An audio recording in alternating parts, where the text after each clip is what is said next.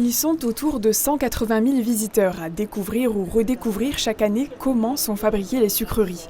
En 2022, la confiserie Bressod était la 3e entreprise agroalimentaire la plus visitée de France, la confiserie des Hautes-Vosges à Plainfin étant classée première dans cette catégorie. Cet été, la fréquentation a même augmenté de 20%.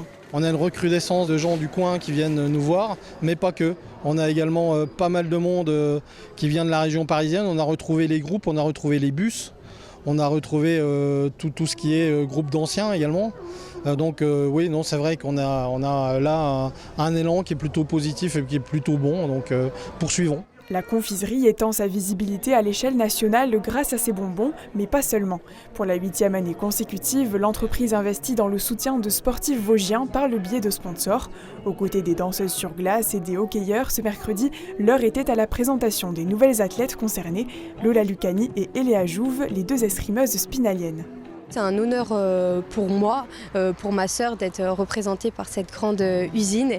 En plus, je suis assez gourmande, donc du coup, on va dire que c'est un sponsor qui me représente très bien. Faites quand même attention pour la préparation, on reste en forme. Ah, il faut faire attention à la ligne.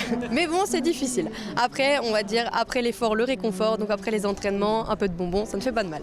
Outre ces petits plaisirs gratuits, ce sponsoring apporte une aide financière non négligeable pour les sportifs suivis. Ça nous aide à réduire nos frais, parce que ça coûte quand même pas mal de sous, les déplacements et autres. D'avoir du matériel, on a des équipements, ça réduit beaucoup de frais en fait, et d'avoir du confort pour nous entraîner et pour partir à l'étranger ou en France. Champions et championnes de France ou podium en compétition mondiale, les sportifs et la confiserie partagent une valeur commune, l'ambition. C'est plutôt un marathon, une carrière sportive.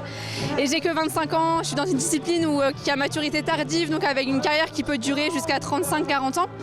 Donc c'était une première étape importante à faire, le top 16. Maintenant, c'est vrai que j'ai des ambitions qui sont bien plus élevées. L'année prochaine, on vise un top 8 et d'ici 3-4 ans, on vise une médaille.